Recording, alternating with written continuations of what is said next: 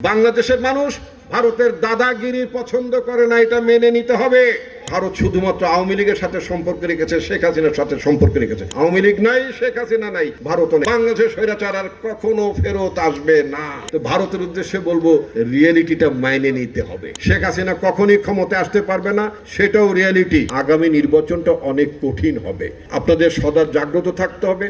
পাহারাদার হিসেবে আপনাদেরকে থাকতে হবে।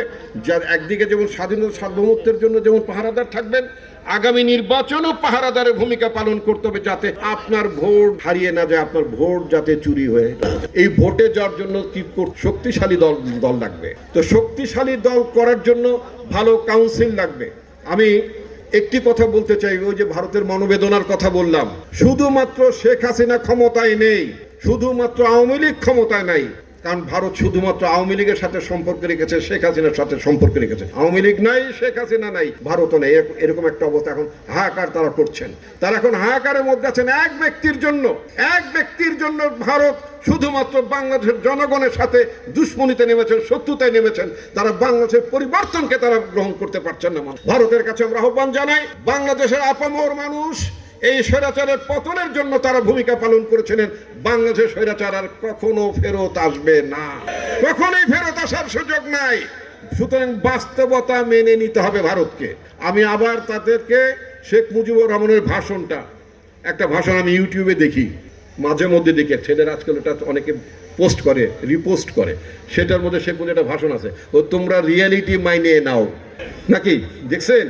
তো ভারতের উদ্দেশ্যে বলবো, রিয়েলিটিটা মাইনে নিতে হবে। শেখ হাসিনা নাই, এটা রিয়েলিটি। শেখ হাসিনা কখনই ক্ষমতায় আসতে পারবে না, সেটাও রিয়েলিটি। বাংলাদেশের জনগণ একটি বিপ্লব অভ্যুত্থানের মধ্য দিয়ে বাংলাদেশে একটি অন্তর্বর্তীকালীন সরকার প্রতিষ্ঠা করেছে। সেই সরকারের প্রধান ডক্টর মোহাম্মদ ইউনূস।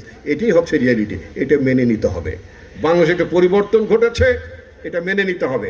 বাংলাদেশের মানুষ ভারতের দাদাগিরি পছন্দ করে না, এটা মেনে নিতে হবে। বাংলাদেশের মানুষ ভারতকে সৎ প্রতিবেশী হিসেবে দেখতে চায়। সুতরাং সৎ প্রতিবেশী সুলভ আচরণ ভারতকে করতে হবে। আর তা না করে যদি দাদাগিরি করতে চান, দাদাগিরির জামানা শেষ হয়ে গিয়েছে। দাদাগিরি আর কখনো ফলাতে আসবেন না, ওটা বাংলাদেশে চলবে না। এটা হচ্ছে এই বাস্তবতা। যদি ভারত যদি মেনে নিতে পারে, তাহলে ভারতের সাথে আমাদের সম্পর্ক সুন্দর হবে। সম্পর্ক এটা নয় শুধুমাত্র দিয়ে শুধুমাত্র সম্পর্ক করব না। ভারতকে বাংলাদেশের মানুষের প্রতি তাদের শ্রদ্ধা থাকতে হবে। আমরা ভবিষ্যতে এমন একটি সরকার চাই, যেই সরকার ভারতের সরকারের চোখের উপরে চোখ রেখে কথা বলতে পারে। এমন সরকার চাই, মাথা নিচু করা সরকার না। আমরা এমন সরকার চাই, ভারতে যদি কখনো দাঙ্গা হয়, ওখানে যদি কোনো মুসলমান বা অন্য ধর্মাবলম্বী যদি ওখানে যদি নিহত হন, দাঙ্গা শিকার হন, আমাদের ভবিষ্যৎ সরকারকে বলতে হবে যে তোমার দেশে যে মুসলমানরা নিগ্রহের মধ্যে পড়েছে, তোমার দেশের সংখ্যালঘুরা যে অত্যাচারের সম্মুখীন হয়েছে, এটার জন্য আমরা উদ্বিগ্ন। ভারত উদ্বেগ প্রকাশ করতে পারে, বাংলাদেশ পারে না। অবশ্যই বাংলাদেশকে ভবিষ্যতে উদ্বেগ প্রকাশ করার মতো সক্ষমতা থাকতে হবে। আমরা সেই সরকার চাই।